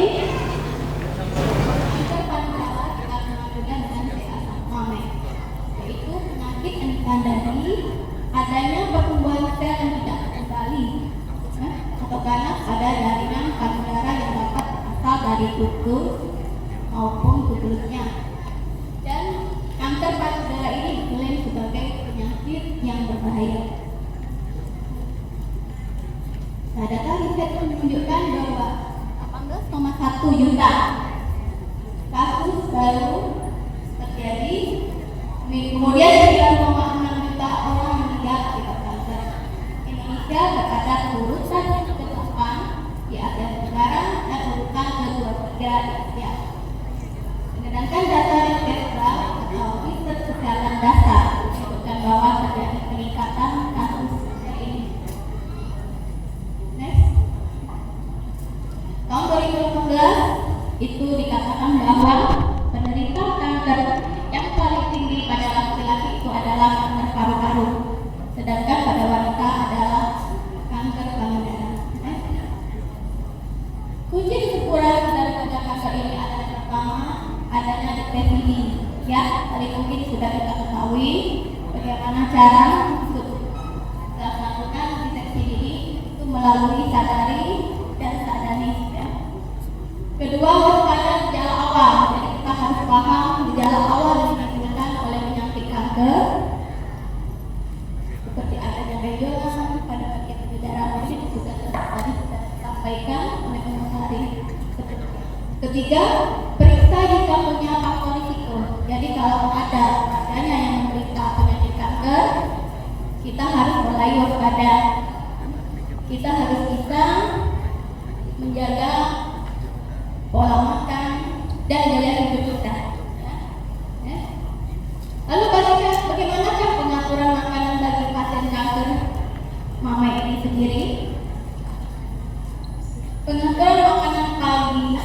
pasien kanker ini tentu mengacu pada makanan seimbang, ya. Jadi seimbang berkata kita harus sebelumnya tahu dulu itu makanan itu apa sih, ya. Makan adalah kebutuhan pokok manusia yang diperlukan setiap saat dan memerlukan pengolahan yang baik dan benar akan pemakaian. Sedangkan seimbang itu sendiri yang berarti adalah sebanding atau sama besar. Sehingga pengaturan makanan seimbang bagi pasien kanker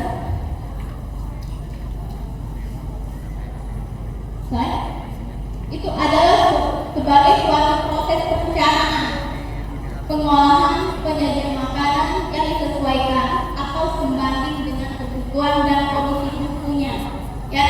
Jadi sebelum kita memberikan makanan untuk pasien kanker itu sendiri, kita harus tahu dulu kondisi tubuhnya saat itu. Nah, pada kanker ini sendiri itu kita kenal adanya istilah kanker kahisia, di mana kahisia ini merupakan kumpulan gejala yang bisa muncul karena penyakit itu sendiri maupun karena pengobatan. Nah, gejala inilah yang bisa menyebabkan kematian pada pasien kanker. Nah, gejala yang biasa ditemukan yaitu anoreksia, ya. Perubahan ambang masa kecil, penurunan berat badan, anemia, astenia, dan gangguan metabolik. Dan kanker payudara ini diklaim sebagai penyakit yang berbahaya. Nah, data riset menunjukkan bahwa 18,1 juta kasus baru terjadi, kemudian 3,6 juta orang meninggal akibat kanker. Indonesia berada di urutan ke-8 di Asia Tenggara dan urutan ke-23 di Asia. Sedangkan data riset atau riset secara dasar menunjukkan bahwa terjadi peningkatan kasus ini. Next. Tahun 2016 itu dikatakan bahwa penderita kanker yang paling tinggi pada laki-laki itu adalah kanker paru-paru, sedangkan pada wanita adalah kanker payudara. Kunci kesuburan dari kanker ini adalah yang pertama adanya deteksi dini. Ya, hari ini sudah kita ketahui bagaimana cara untuk salah satukan deteksi dini itu melalui sadari dan sadari. Ya. Kedua, pada gejala awal. Jadi kita harus paham gejala awal yang ditimbulkan oleh penyakit kanker, seperti adanya benjolan pada bagian payudara ini sudah tadi sudah disampaikan oleh pemateri sebelumnya. Ketiga, periksa jika punya faktor risiko. Jadi kalau ada keluarganya yang menderita penyakit kanker, kita harus mulai waspada. Kita harus bisa menjaga pola makan dan gaya hidup kita. Air es, minuman beralkohol dan soft drink juga tidak dianjurkan. Seafood, udang, kerang, cumi dan kepiting ini tidak dianjurkan karena mengandung lemak yang tinggi dari protein lainnya.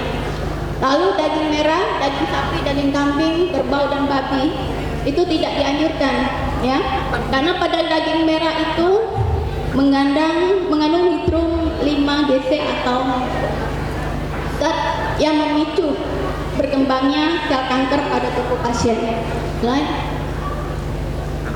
Daging ayam negeri, bebek dan burung ini tidak dianjurkan karena pada peternakan biasanya menggunakan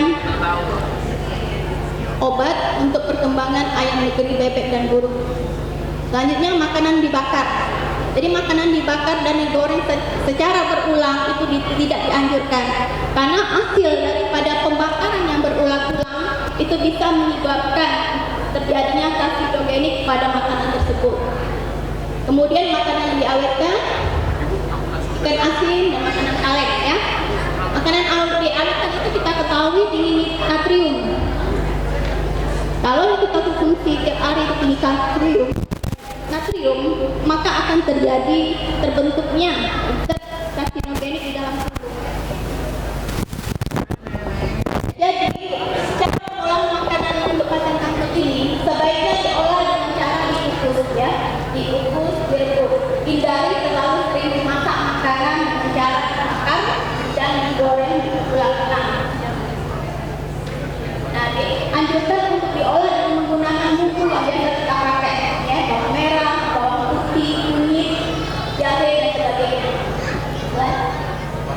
Langsung saja kita berikan kesempatan dan waktunya kepada Ibu Serta Clara Astia, DCN Mas RI. Mas RI akan membahas tentang asupan gizi pada pasien kanker dan payudara.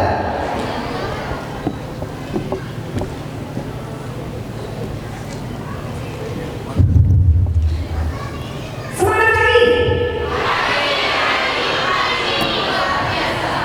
Oke, assalamualaikum warahmatullahi wabarakatuh.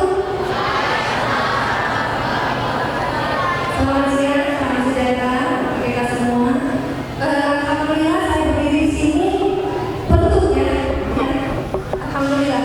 Jadi setelah saya selesai oh sekarang jawab saya. Jadi teman-teman, kami harap masih betah untuk mendengarkan sekilas pekerjaan kami. Kebetulan ada teman-teman ahli gizi di sini tadi. Ada? Boleh tunjuk tangan? Oh ya, oh ya, oke benar. teman-teman gizi boleh angkat tangannya. Gizi. Dapat surprise mengingat bersama dengan labela di Putus Jembatan Merah. Oke, terima kasih teman-teman gizi. Mungkin sudah kenal dengan saya, teman-teman perawat bidan dan teman-teman kesehatan lainnya. Assalamualaikum warahmatullahi wabarakatuh. Ya, kata orang kalau nggak kenal maka nggak sayang. Mari saya perkenalkan diri saya, Serta Clara Astia. Boleh dipanggil? Orang teman-teman gizi panggil saya siapa ya?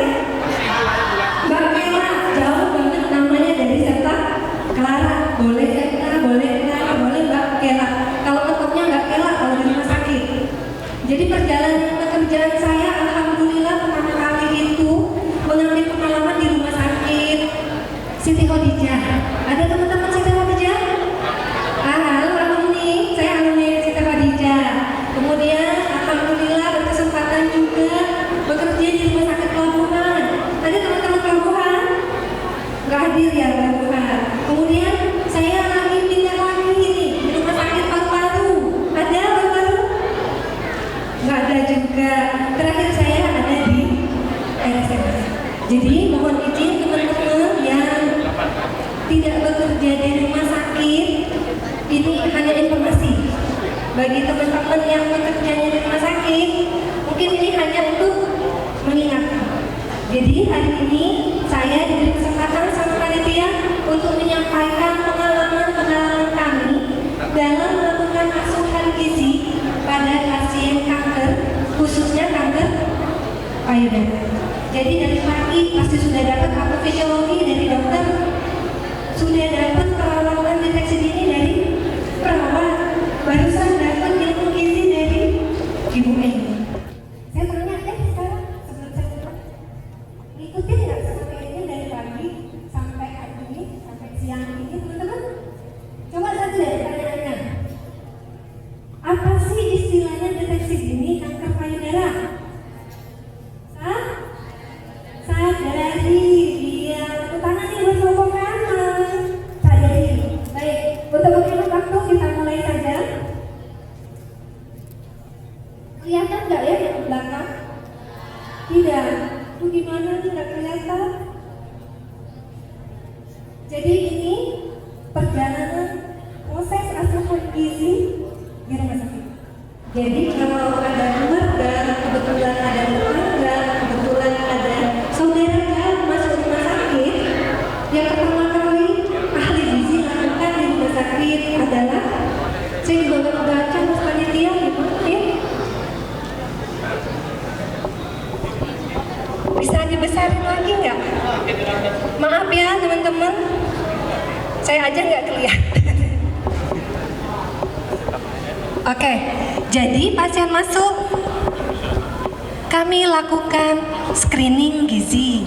Mungkin teman-teman perawat sudah hafal dengan namanya screening gizi. Apa sih screening gizi itu?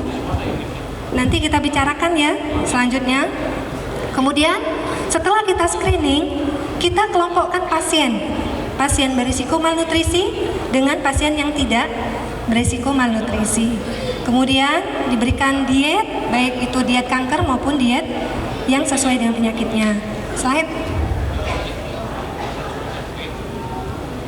Oke, jadi kami nih teman-teman ahli gizi, saya mewakili ahli gizi Sumatera Selatan nih, bahwa melakukan asupan gizi kita punya aturan, punya dasar hukum. Jadi kalau melakukan asupan gizi ada bukunya, tuh bukunya. Yang di dalam baca bukunya apa sih? Enggak. Jadi bukunya itu pedoman yang ahli gizi. Saya susah ya, boleh nggak saya di bawah? Izin ya, saya berdiri di bawah.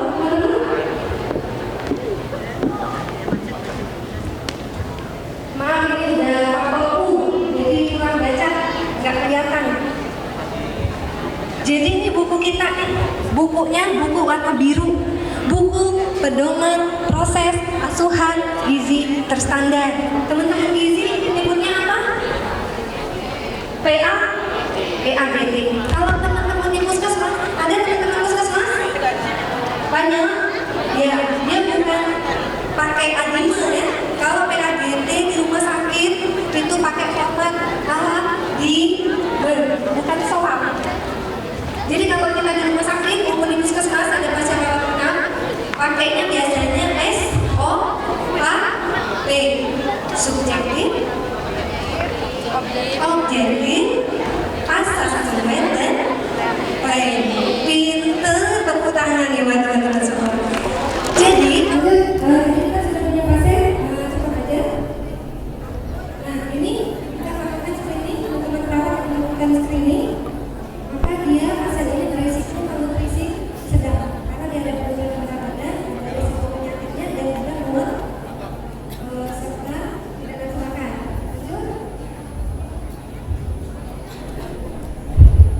Nah ini contoh format ADIMA. Kita melakukan asesmen ya. Kita asesmen gizi. Ini namanya gizi saya. Salah gizi. Asesmen apa aja nih yang kita gali dari pasien? Bismillahirrahmanirrahim. Dari data das bahwa kita dapat mengetahui adalah berat badannya 22 kg, kemudian tinggi badannya 158 cm. Jadi setelah dihitung status gizinya, dia dikatakan dengan kategori huruf karena IMT-nya 17 kg per meter badan. Soalnya lama kan baca semua. Jadi di atas wah, gadis cantik. Sendal-sendalnya. Iya. Itu senang bisa dipakai.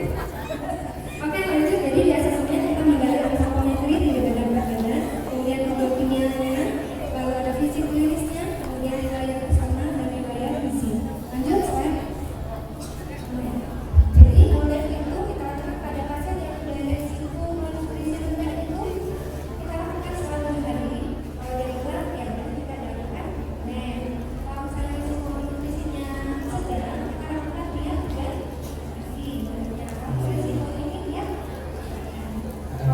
Mohon maaf Ibu, cukup ya. Terima kasih Ibu serta Kak Asmi ya di CMAS RT. Ya luar biasa sekali. Kita lanjut sesi tanya jawab. Siapa yang ingin bertanya? Dimulai dengan Ibu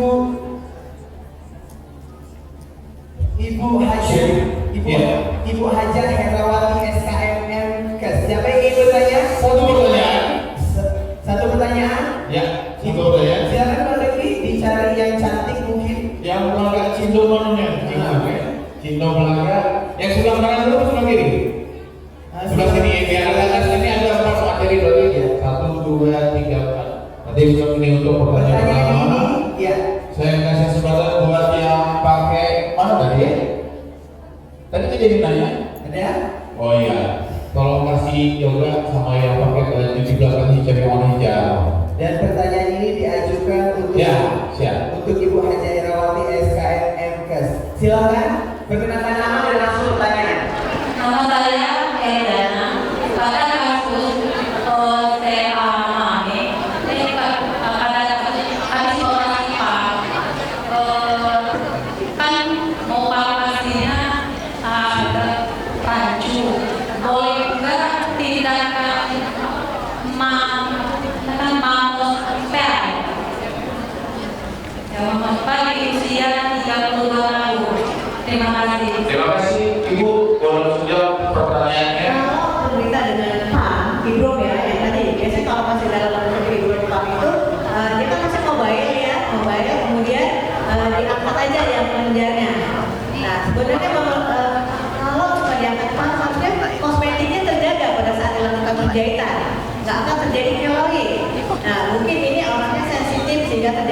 heroin gitu ya. Makanya udah berapa lama ya Bu? Bukan waktu diangkat Pame itu sudah 2 tahun yang lewat. Dia takutnya terulang kembali varian lain. Barangkali kalau dia sudah diangkat Pak, biasanya Pame itu akan berulang ya, tetap berulang. Ketika kalau dia tidak jaga gizi tadi, makannya tidak terjaga, mungkin dia akan terpicu lagi untuk jadi Pam. Nah, itu sebenarnya kita dulu dari farmasi, ya. Kalau ternyata di farmasi kita raba masih ada benjolan, jangan dulu dilakukan mama supaya atau mamografi. Mamografi Bu.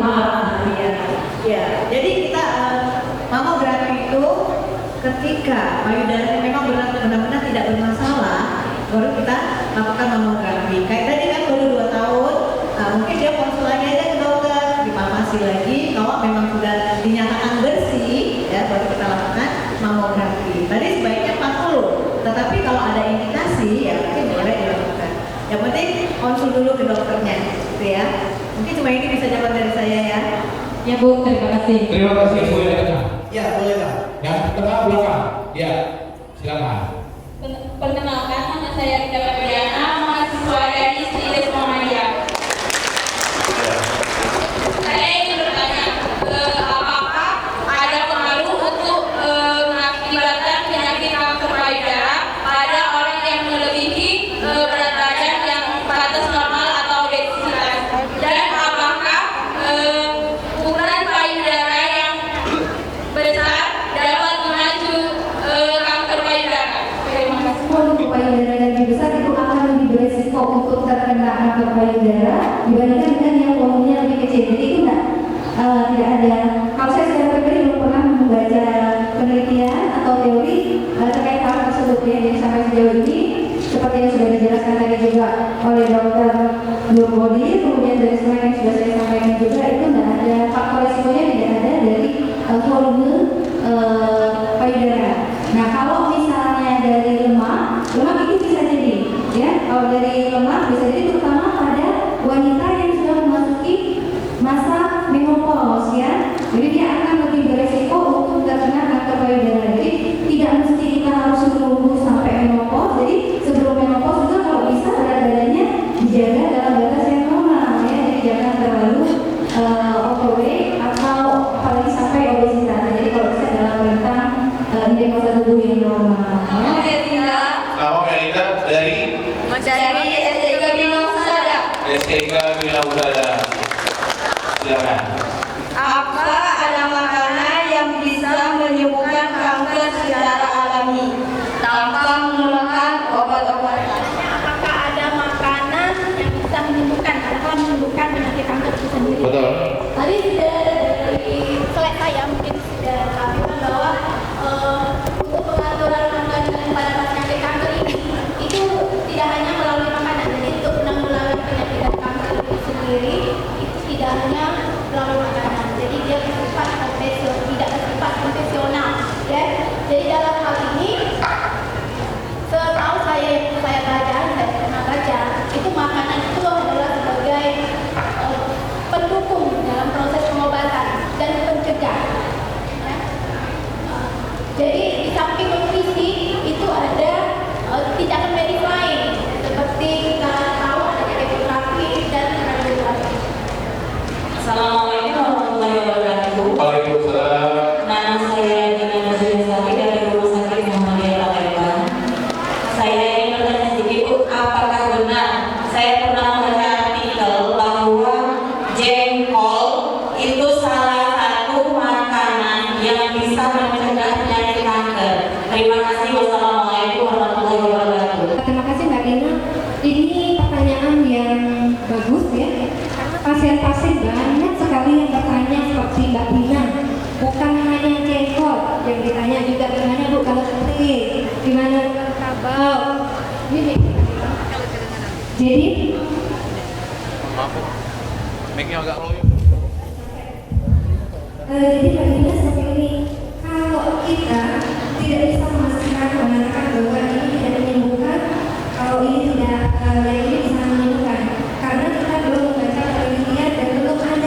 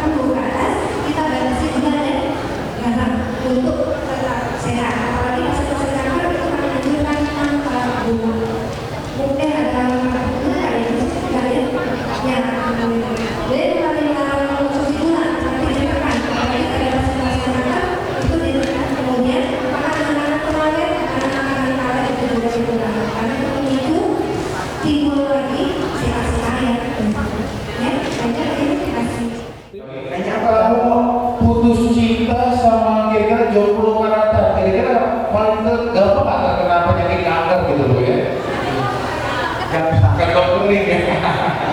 Ayo Bang Riki ada-ada aja sih. Iya, aja. Dan langsung saja untuk ngomong keempat narasumber di mohon berdiri karena akan diberikan cindera mata. Betul. Jangan demikian sangat orangnya sudah ada. Perlanjutan pemerintahan lagi, tanya jawabnya sudah selesai dan kita beri kesempatan kepada rekan-rekan teman-teman dari SM Organizer untuk memberikan cindera mata, menaikkan tangan kepada memberi materi dan narasumber kita pada hari ini. Acara kita pada hari ini akan ditayangkan di channel YouTube Black One. Black One ya, acara kita dari pagi sampai sore hari ini akan kita tayangkan di channel YouTube Black One. Jadi untuk ibu-ibu yang ada aplikasi itu, buka aplikasi itu, ketok rumah labela. Dan jangan lupa like, komen, dan subscribe. Bener Bu? Nanti akan kita tayangkan di channel Black One ya. Siap. Ini foto dulu bersama para narasumber. Terima kasih. Dan akhir buat seluruh narasumber tentunya sehat selalu, kita doakan yang terbaik buat para narasumber, guru-guru kita yang memberikan informasi dan ilmu yang penting buat kita. Benar sekali Bang. Bagi tentunya karena mereka mungkin kita dari yang tidak tahu menjadi tahu ya. Betul. Apalagi jadi tempe ya. Dan hari ini juga kita akan tidak memberikan door prize untuk bintang tamu aja Bang Riki, untuk narasumber aja, dan seluruh undangan yang ada di sini akan kita kasih door prize. Kita kasih door prize. Ini ada sepeda, ada 2 mata lagi isinya audio ya. Dan masih banyak bingkisan tentunya dari teman-teman yang mempersiapkan. Dan hadiah utamanya itu dari Bang Riki, uang 5 juta rupiah bagi yang beruntung. Kembali langsung di mulut manca.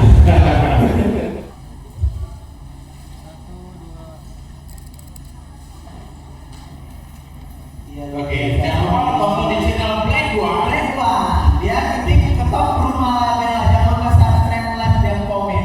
Dan langsung saja memiliki kita di sini banyak sekali hadiah-hadiah. Nanti sisanya baru langsung kita bawa pulang ya. Betul. Saya pengen bawa pulang sepeda karena di Jakabaring nggak ada sepeda saya. Dan sekarang di sini ada dompet, saya lihat ada goodie bag.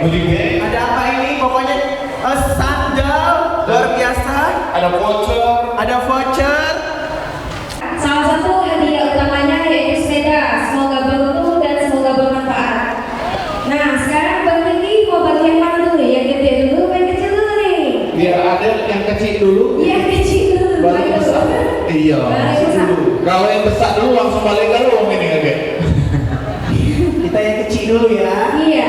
Yang kecil-kecil dulu. Iya, kita yang kecilan aja. Yang kecilan aja. Iya. Oh iya, mana panitia yang kartisnya ini? Gimana kartisnya? Iya, Pak Guma. Nah, ini Pak Guma ini mahasiswa dari Unja. Bela-bela yang datang dari Jambi untuk membantu kita di acara hari ini. Kalau pakai malam dia langsung balik lagi ke Jambi kan? Iya, boleh lah. Tempe ada di kali. Nah, bagusnya kalau langsung kita undi ya.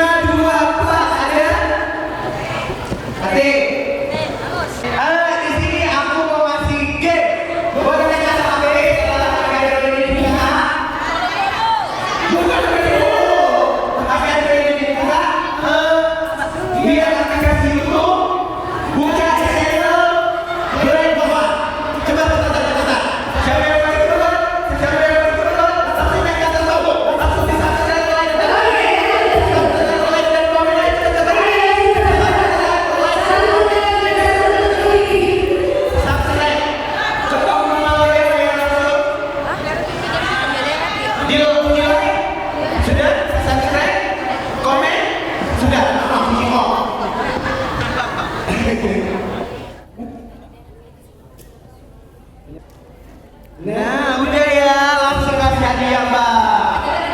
Siapa yang sudah follow IG SM Organizer?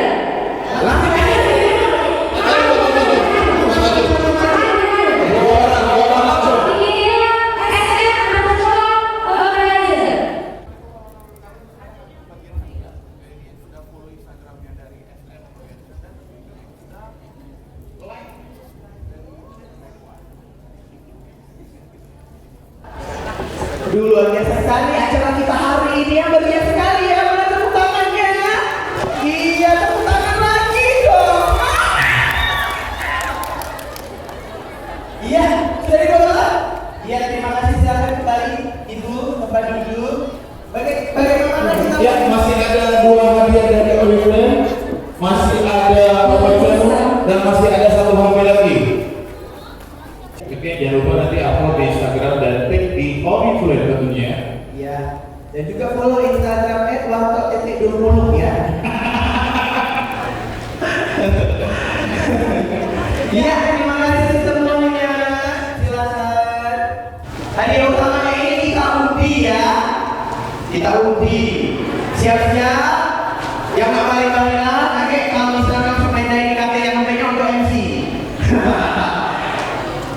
Lanjut Pak. Ya, nomor 3 kembali nggak ada nomor. Nomor 8 9 satu kali yang paling lama udah menang. 8 Kali berapa? 8 9 9 8 8 9 9 899. Ada deh? Ada? Alhamdulillah. Balik-balik bisa pakai angkot, bisa pakai mobil, bisa pakai online, langsung naik sepeda deh. Langsung naik sepeda. Dan sepeda ini harganya 200 juta rupiah.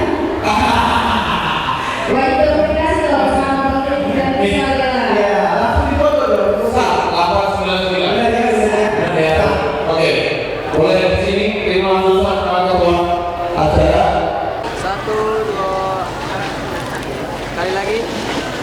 Iya, terima kasih untuk seluruh para undangan yang telah hadir, menyempatkan hadir di acara kita pada siang hari ini, Bapak Riki. Betul sekali. Dengan demikian maka sudah acara seminar kesehatan 2019 tentang perilaku pemeriksaan payudara dan upaya deteksi dini kanker payudara. Iya, dan terima kasih juga untuk para sponsor dari Oriflame dan Warda yang telah memberikan partisipasinya untuk acara kita pada siang hari ini. Dan akhirnya saya Nikita Mirzani Dan saya Gali undur diri dari hadapan Anda.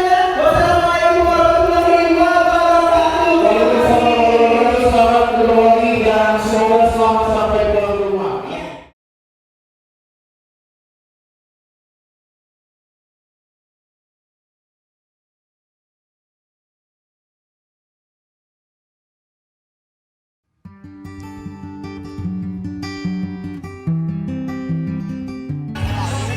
Lumayan baik.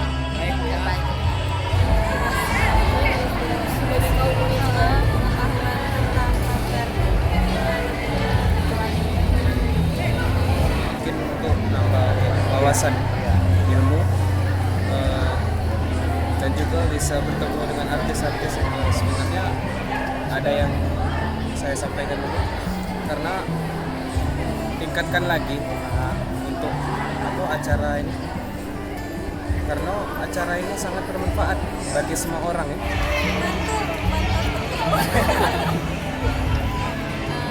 Dapat banyak pelajaran sih dari kanker payudara gitu, jadi bisa deteksi sendiri, diaplikasiin ke diri sendiri untuk mencegah.